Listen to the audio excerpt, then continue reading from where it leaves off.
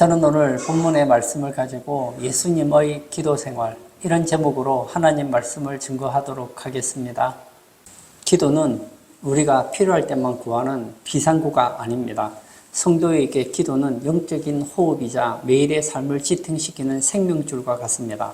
숨을 쉬지 않는다면 몸이 약해지고 결국은 죽게 되겠죠. 기도하지 않는 영혼은 점점 메말라가고 사탄의 작은 공격에도 쉽게 무너지고 맙니다. 예수님의 공생의 사역을 보면 모든 순간을 기도로 채운 것을 알 수 있습니다. 어떤 때는 새벽 미명 한적한 곳을 찾으셨고 사역의 중대한 고비마다 산에 올라가 하나님과 깊은 대화를 나누셨습니다. 오늘 우리가 나눌 누가복음 22장은 예수님 인생에서 가장 고통스러운 밤 십자가를 바로 눈앞에 둔 시점에 기도를 보여줍니다. 이 겟세마네의 기도는 인생의 절벽 앞에 섰을 때 무엇을 구해야 하는지 가르쳐주는 완전한 이정표가 됩니다. 우리가 요즘 스마트폰을 많이 쓰잖아요. 스마트폰을 보면 여러 가지 기능들이 있습니다. 옛날의 폰은 그냥 전화만 했잖아요. 전화하고 문자하는 정도였다면 요즘에 스마트폰은 얼마나 기능이 많은지 몰라요. 스마트폰으로 전화하는 거 당연하죠. 인터넷도 하죠.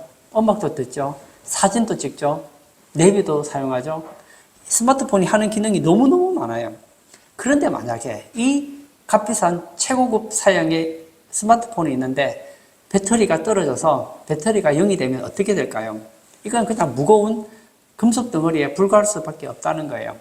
아무리 좋은 스마트폰을 가지고 있어도 배터리가 떨어지면 전화도 안 되고 메신저를 확인할 수도 없고 인터넷을 할 수도 없고 그 밖에 다양한 기능들을 쓸 수 없다는 거예요. 스마트폰이 제 기능을 하려면 전제 조건이 폰의 충전기 전원에 연결되어서 에너지를 충분히 공급받아야 한다는 거예요. 마찬가지입니다. 우리가 교회에 열심히 나오고 직분을 가지고 열심히 살아가는 거 참 좋습니다. 그러나 하나님이라는 전원에 연결되지 않으면 영적 배터리가 방전된 상태로 살아가는 것과 같다는 거예요. 겉으로 볼 때는 신앙이 좋아 보일 수 있습니다. 그러나 실제로 세상을 이길 힘이 전혀 나오지 않는다는 거예요. 그런 의미에서 저는 한 가지 물어보고 싶습니다. 여러분이 만약에 여러분의 삶을 스마트폰이라고 한번 생각해 보세요. 그러면 여러분의 삶은 폰이 충전 100% 된 것처럼 완전히 하나님의 능력 가운데서 사역을 할 수 있는 그런 삶을 살아가고 있는지를 한번 물어보고 싶다는 거예요. 혹시 내 삶에 하나님과 연결이 되지 않아서 겉으로는 신앙이 좋은 것 같은데 혹시 방전되어서 하나님의 능력이 전혀 여러분을 통해서 나타나지 못하지는 않는지 한번 살펴보자는 거예요. 오늘 예수님께서 고요한 밤에 산에 오르신 이유는 쉬기 위한 것이 아니었습니다. 40절을 보실까요? 그곳에 이르러 그들에게 이르시되 유혹에 빠지지 않게 기도하라 하시고, 예수님께서 이 겟세마네 동산에 기도하러 오셨는데 그 기도하러 오신 목적이 무엇입니까? 유혹에 빠지지 않게 기도하라. 유혹에 빠지지 않기 위해서 기도하러 왔다는 거예요. 유혹의 또 다른 이름이 뭐죠? 시험입니다. 예수님께서는 제자들에게 시험에 빠지지 않도록 깨어 기도하라고 말씀하고 계십니다. 왜냐하면 우리 뒤에는 시험을 주는 사탄이 있기 때문입니다. 예수님은 하나님의 아들이십니다. 그렇지만 인간의 몸을 입고 계셨기 때문에 십자가라는 이 감당하기 어려운 육체적, 정신적인 고통 앞에서 사탄이 던지는 그 유혹 앞에서 흔들린다는 거예요. 그래서 그 유혹을 이기기 위해서 뭘 하셨다는 겁니까? 기도를 하셨다는 거예요. 이 성경을 계속 보면 예수님께서 제자들에게 유혹에 빠지지 않도록 기도하라 시켰어요. 예수님도 기도하셨죠. 예수님은 기도를 하셨기 때문에 유혹에 빠지지 않았어요. 그러나 제자들은 어땠습니까? 마귀의 시험에 다 넘어가고 말았어요. 차이가 뭐죠? 예수님은 기도했고 제자들은 기도해야 될 시간에 잤다는 겁니다. 성경에서 말하는 이 유혹, 시험은 우리를 파멸로 이끄는 사탄의 강교한 덫입니다. 사탄은 우리 약점을 너무너무 잘 알아요. 우리가 볼 때는 신앙이 좋아 보이지만 우리 안에는 아킬레스건이 있단 말이에요. 어떤 사람은 경제적인데 굉장히 약합니다. 어떤 사람은 건강이 약하고 어떤 사람은 자녀에 약해요. 약한 부분이 다 있단 말이에요. 그래서 사탄은 우리의 그 약한 부분을 가지고 우리를 넘어뜨리는 거예요. 예를 들어 볼까요? 하나님이 너를 정말 사랑하신다면 너희 자녀가 어떻게 그런 문제가 생기겠니? 하나님이 너를 사랑한다면 너에게 왜 그런 병이 걸렸겠니? 하나님이 너를 사랑하는데 너희 인간관계에는 왜 그런 문제가 생기는 거니? 하나님이 너를 사랑한다고 하는데 너는 왜 그런 경제적으로 어려움을 당해야 하니? 하나님을 포기해. 이렇게 속삭인다는 거예요. 이런 속삭임을 들을 때 기도를 하고 믿음이 충만할 때는 무슨 소리 하는 거야 하고 물리칠 수 있습니다. 그런데 기도하지 않고 영적인 배터리가 소모되어 있으면 이런 사탄의 속삭임이 달콤하게 들리는 거예요. 그리고 그 의심의 등불이 우리를 칭칭 감아서 우리 영혼을 절망으로 빠뜨린다는 거예요. 여러분, 기도의 첫 번째 목적은 우리의 환경을 바꾸는 데 있지 않습니다. 사탄의 공격으로부터 나의 믿음을 지키는 것, 이것이 바로 기도가 하는 역할이라는 거예요. 요즘에 보면 집집마다 현관에 이 디지털 도어락을 많이 설치합니다. 비밀번호를 딱 설치해 놓으면 어떻게 되죠? 문을 탁 닫으면 문이 잠기잖아요. 들어갈 때 비밀번호를 누르면 문이 저절로 열리잖아요. 그런데 이 배터리가 다 떨어진 거예요. 그 문을 닫았어요. 그리고 외출을 했다고 한번 생각해 보세요. 이 디지털 도어락이 제 기능을 못합니다. 문이 잠기지를 않아요. 그럼 어떻게 되죠? 도둑이 와서 그냥 문을 열고 들어오는 거예요. 우리 집에 있는 귀중품을 가지고 갈 수 있다는 거예요. 사탄이 미움, 원망, 불신앙이라는 도둑을 가슴속에 넣을 때 기도라는 영적 도어락이 있으면 이겨낼 수 있습니다. 근데 기도하지 않으면 마치 도어락의 배터리가 떨어지고 그리고 누구라도 그 집에 들어갈 수 있는 것처럼 되어서 사탄이 우리를 가지고 논다는 거예요. 여러분, 어려움이 생기면 뭐가 나옵니까? 불평이 막 나오잖아요. 그때 여러분 어떻게 하십니까? 하나님, 제가 불평하지 않게 도와주세요. 저는 이거 참 좋다고 생각해요. 그러나 이것보다 더 좋은 것이 있습니다. 불평하기 전에 먼저 기도하는 습관을 가지는 거예요. 그래서 아예 불평이 안 나오게 만드는 것이 좋다는 거예요. 우리는 시험의 홍수라는 시대 속에 살아가고 있습니다. 사람과 사람의 관계 속에서 얼마나 우리를 힘들게 하는 시험이 많은지 모릅니다. 세상에서 가장 무서운 존재가 누구냐? 사람이라고 하잖아요.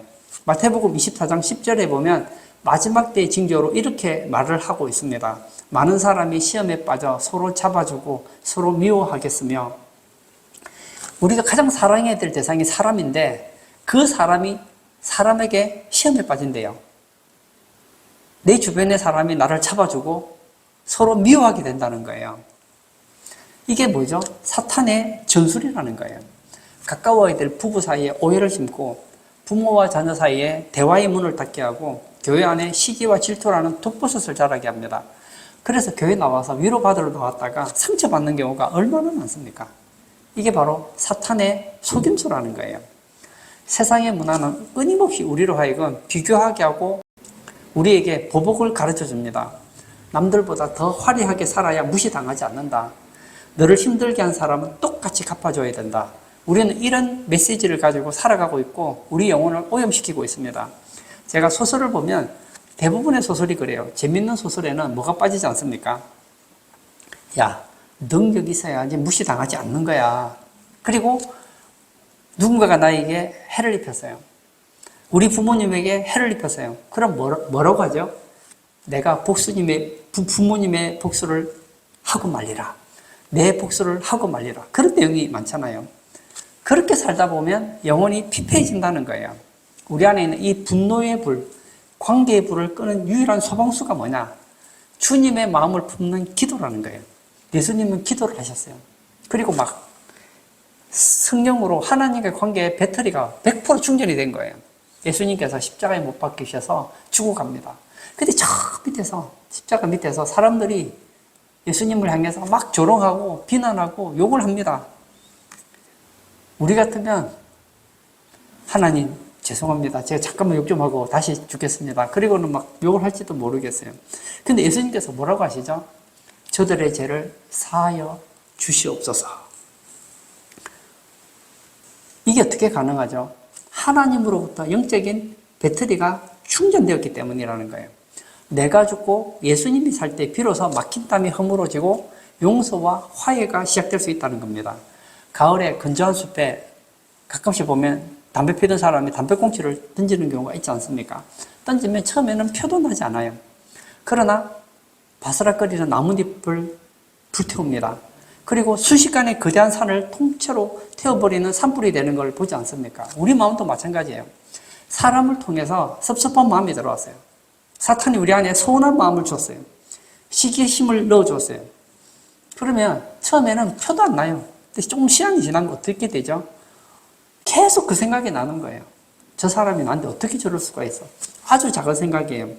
거기서 불을 끄면 되는데 끄지 못하면 어떻게 되죠? 내 마음에 불을 막 불질러 버리는, 내 마음을 완전히 불질러 버리는 거예요. 저도 지금까지 교회 사역을 하면서 제가 상처를 많이 받았던 것 같아요. 그런데 제가 좀 무딘 것 같아요. 상처를 잘 안 받아요. 그래서 제게 상처 주는 사람이 곳곳마다 있었어요.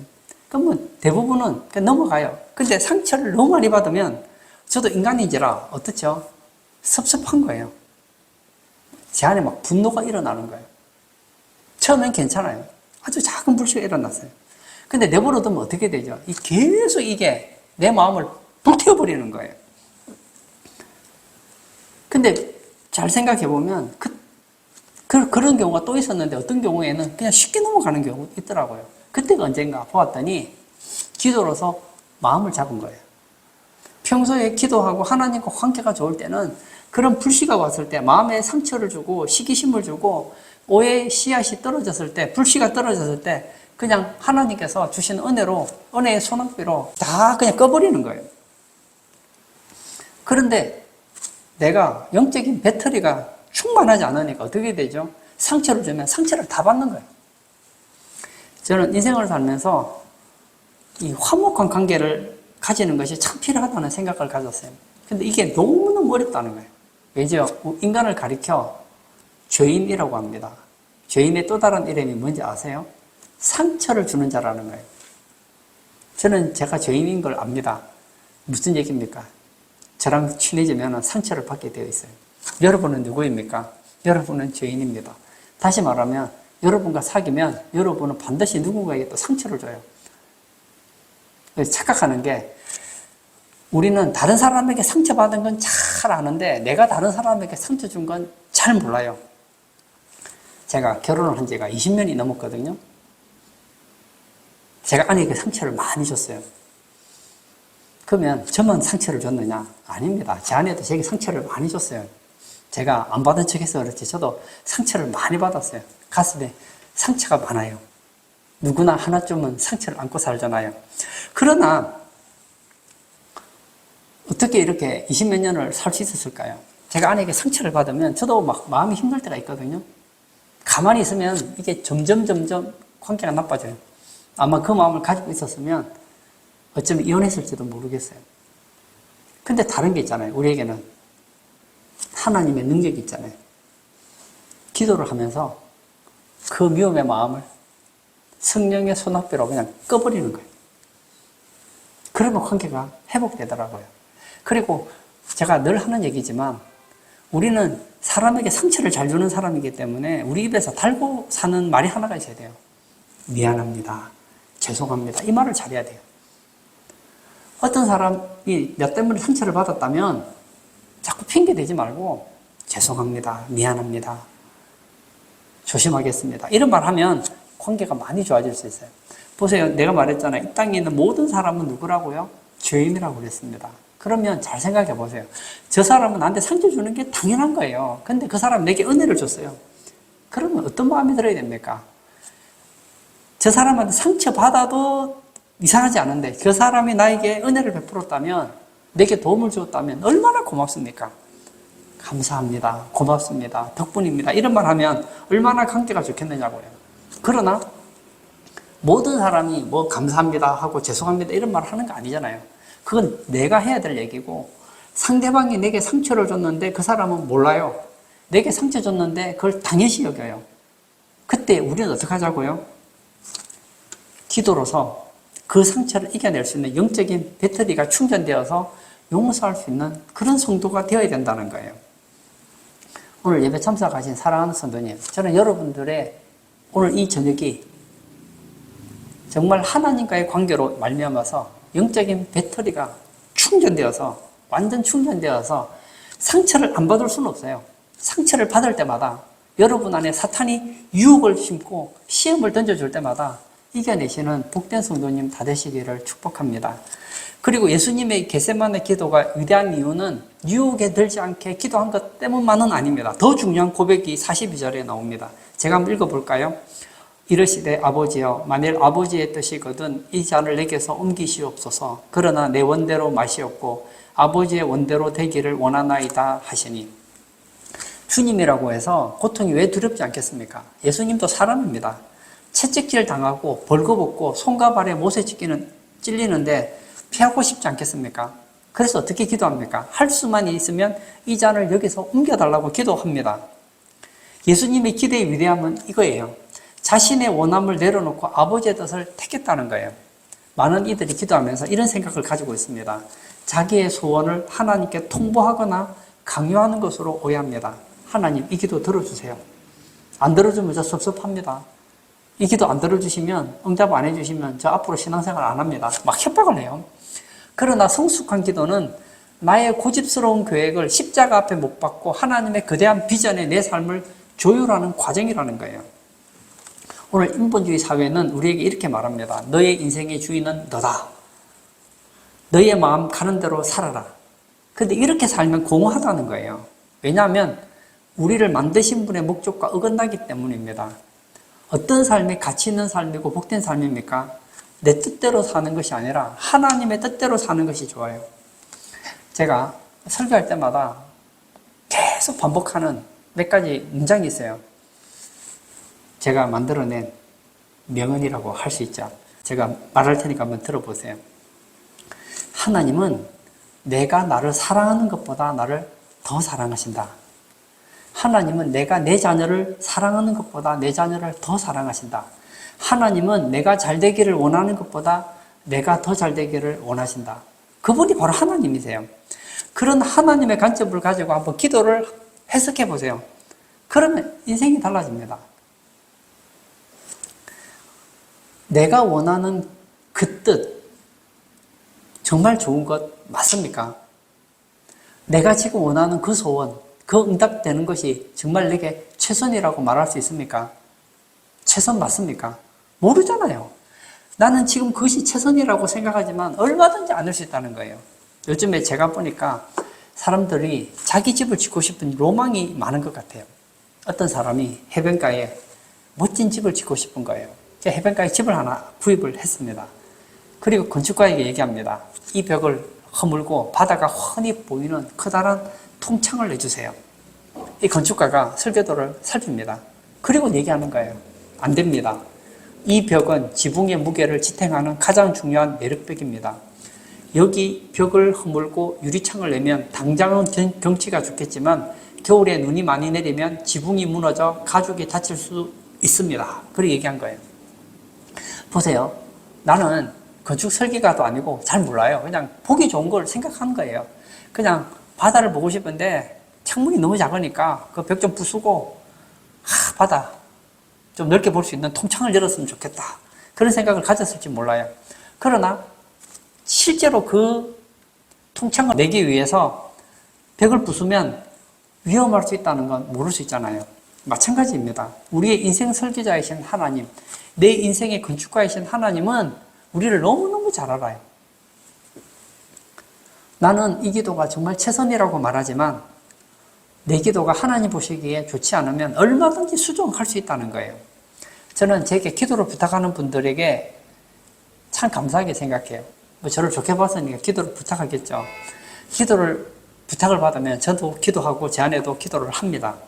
그리고 그분이 제게 부탁한 기도의 내용을 가지고 하나님 앞에 기도를 합니다. 그런데 기도하면서 제가 빠지지 않는 내용이 있어요. 하나님, A라는 분이 이런 기도 제목이 있습니다. 정말 응답되었으면 좋겠습니다.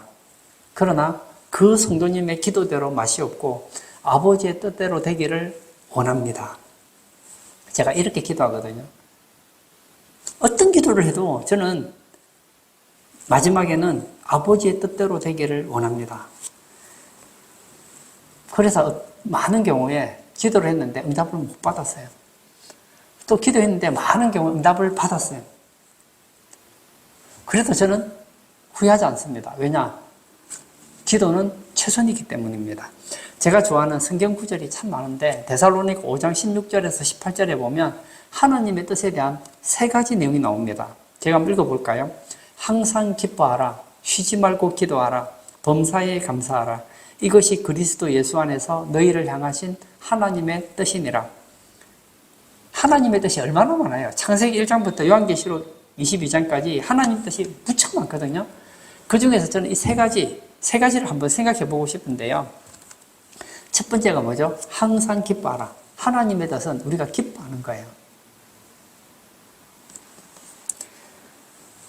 하나님 입장에서 한번 보세요. 내가 처한 환경은 기뻐할 만한 환경입니까? 아닙니까? 기뻐할 만한 환경이라는 거예요. 하나님께서 우리가 슬퍼할 환경을 만들어 놓고 기뻐하라. 그러면 하나님 이상한 분 아니에요? 하나님께서 우리에게 이 환경을 주셨다는 것은 내가 볼 때는 기뻐할 환경이 아닌 것 같지만 하나님이 볼 때는 기뻐할 환경이라는 거예요. 사도 바울을 보세요. 사도 바울 로마 감옥에 갇혀 있습니다. 감옥에 갇힌 사도 바울이 편지를 써요. 빌립보에 있는 교인들에게 편지를 씁니다. 그리고 이렇게 얘기하죠. 기뻐하십시오.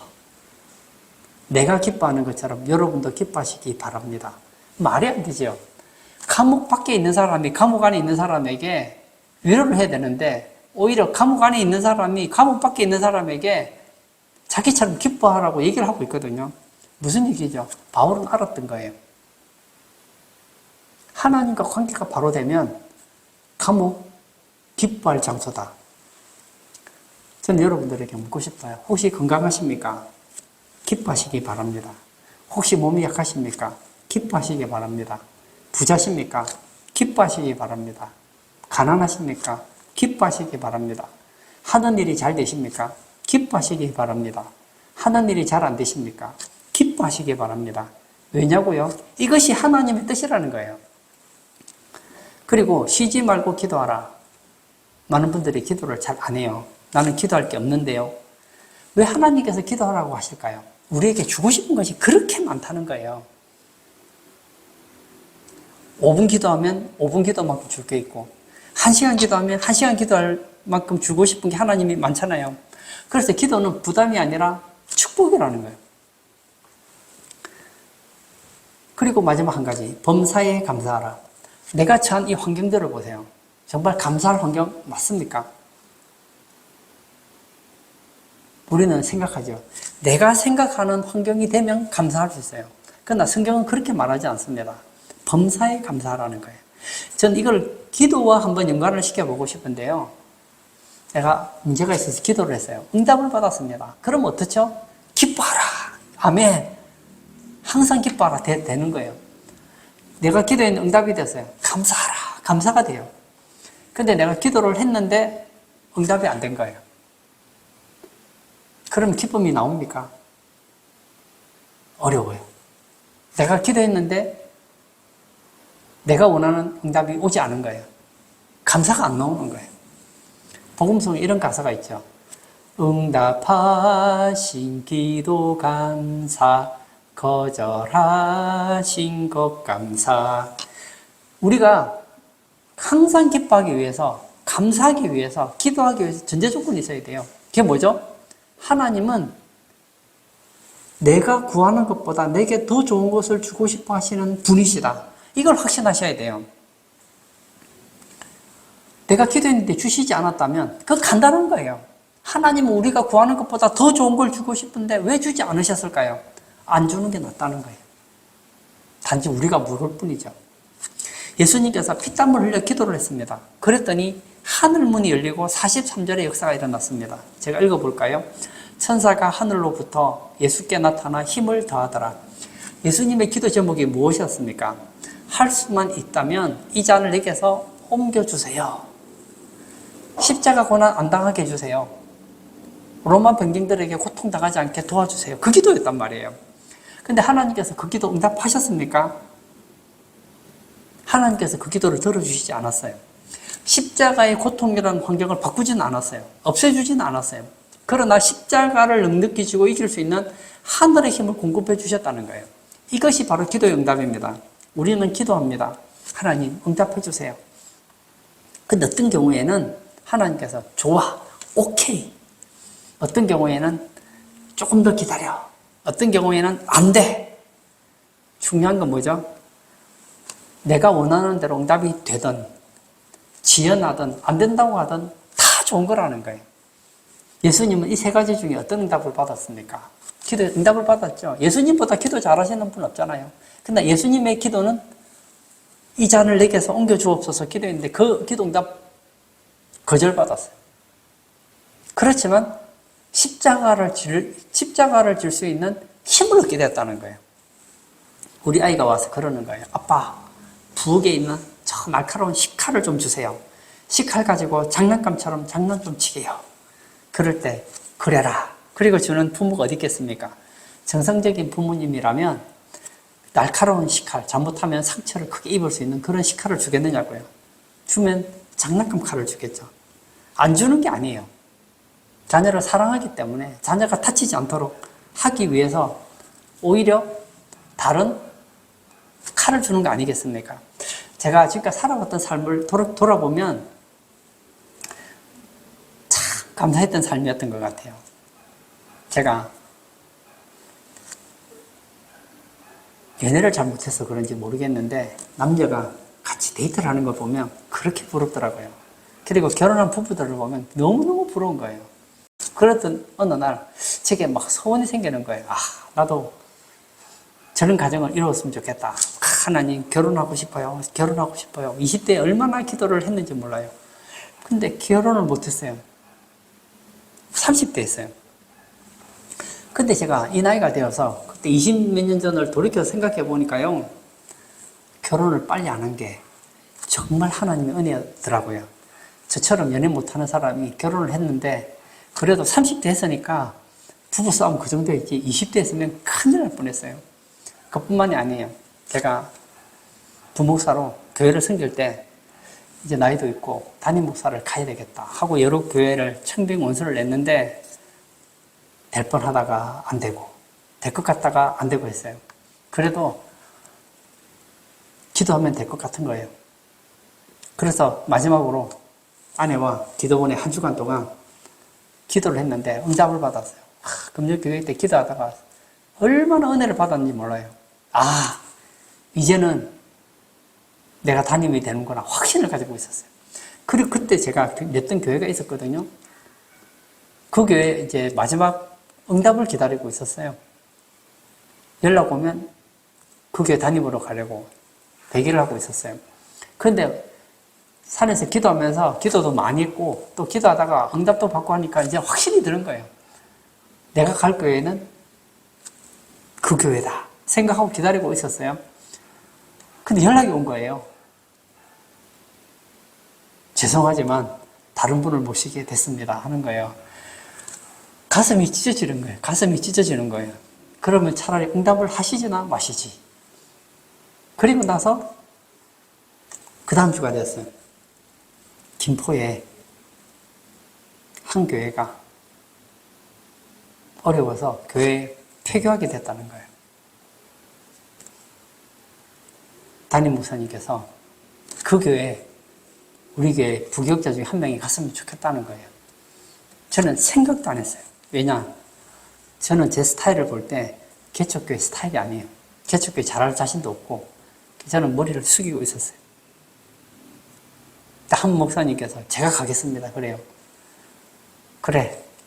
목사님은 인간관계를 잘 하시니까 한번 잘 하시겠죠. 하고 제가 그득그득거리고 있는데 신 목사는 어떻게 생각해? 이러는 거예요. 그래서 제가 막 단도직입적으로 얘기했어요. 아, 죄송합니다만 제 스타일상 저는 개척교회 가면 잘 못할 것 같습니다. 안 하려고, 안 하겠다는 거예요, 제가. 그랬더니 목사님께서 갑자기 제게 기도 한번 해봐. 기도하는 건 할 수 있잖아요.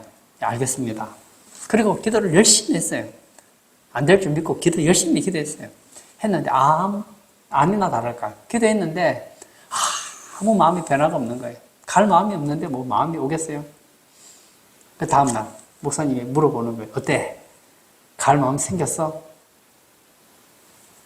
아무 마음에 감동이 없습니다.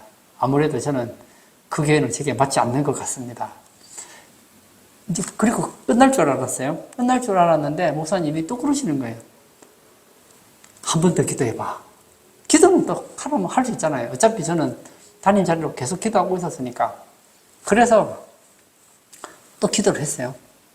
기도하는데 갑자기 막 불이 임하는 거예요. 불이 임하는 거예요.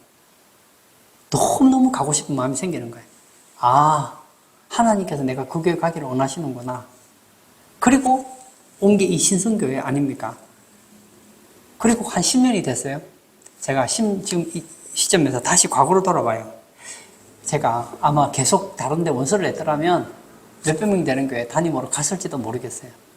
근데 지금 생각해 보니까 남들은 뭐 어떻게 생각하는지 모르겠지만 제게 있어서는 신성교회가 최고의 교회였다는 거예요. 저는 제가 구한 기도를 응답받지 못했습니다. 그러나 더 좋은 것을 응답받았다는 거예요. 그러므로 기도의 사람은 포기할 줄을 모릅니다. 절망적인 상황에서도 포기할 줄을 모릅니다. 왜냐하면 기도하면 응답이 있기 때문입니다. 그러나 기억하셔야 될 것은 내가 좋아하는 응답이 아니라 내게 필요한 것을 주신다는 거예요. 세상의 노력은 우리를 배신할 때가 있습니다. 헛수고로 끝날 때도 있습니다. 그러나 기도는 절대로 땅에 떨어지지 않습니다. 여러분의 가정을 위해 기도하세요. 여러분의 미래를 위해 기도하세요. 배우자를 위해 기도하세요. 여러분 안에 있는 상처를 놓고 기도하세요. 어쩌면 여러분은 평생 그 기도를 응답받지 못할 수도 있습니다. 어쩌면 여러분이 구한 것보다 더 좋은 응답을 받을 수도 있습니다. 어쩌면 구했는데 여러분이 생각하지 않은 다른 응답을 받을지도 모르겠습니다. 그러나 그때 당시 이해가 안 될 수도 있어요. 그러나 저는 한 가지 확신을 줄 수 있는 게 있어요. 여러분이 기도했는데 그 기도가 정말 제대로 된 응답인지 아닌지는 지금 알 수 없어요. 언제 알죠? 여러분이 천국 한번 가보세요. 천국 가서 그때 기도했던 그 응답이 어떻게 이루어졌는지 생각해보면 그때 하나님께서 왜 내가 그렇게 간절히 구했는데 응답되지 않았고 내가 그렇게 간절히 기도했는데 하나님이 지연시켰고 내가 그렇게 간절히 구했는데 왜 하나님께서 거절하시고 다른 식으로 응답하셨는지를 깨닫게 된다는 거예요. 근대 선교의 아버지라 불리는 윌리엄 캐리라는 선교사님이 인도에 건너가서 복음을 전했습니다. 근데 상황이 너무 비참한 거예요. 응답받고 인도에 갔는데 풍토병으로 자녀를 잃었습니다. 아내는 정신질환으로 고통을 당했습니다. 6년이 넘도록 현지인에게 전도를 했는데 한 명도 믿지 않았습니다. 주변의 사람들이 그러는 거예요. 이제 그만하고 돌아가세요. 그러나 그는 포기할 줄을 몰랐습니다. 하나님, 저는 포기하지 않습니다. 주님께서 일하실 것을 믿습니다. 그리고 7년째 되는 날 인도인 개종자 한 명이 세례를 받았습니다. 그때부터 수많은 사람들이 예수님께 돌아왔다는 거예요. 여러분, 혹시 윌리엄 캐리처럼 기도했는데 기도의 열매가 없어서 포기하고 싶은 그런 데 있지 않습니까? 아니라는 거예요. 그때가 진짜 중요한 거예요. 내가 기도했는데 응답되지 않는다. 거기에는 하나님의 놀라운 섭리가 있다는 거예요. 결론을 짓고자 합니다. 우리는 겟세마네 언덕에서 피땀 흘려 기도하신 예수님의 심장을 만났습니다. 저는 이 예배당을 나가면서 좀 결단했으면 좋겠어요. 우리는 문제가 생기면 환경을 탓하고 사람을 탓합니다. 그 전에 혹시 내가 기도를 멈춰 있지는 않은가? 나의 기도에 배터리가 꺼져 있지는 않는가? 돌아보시기를 바랍니다. 남을 향한 비난과 원망의 소리를 낮추시고 하나님을 향한 부르짖음의 소리를 높이시기를 바랍니다. 두 번째는 내 고집과 자아라는 우상을 십자가에 못 박아야 된다는 거예요.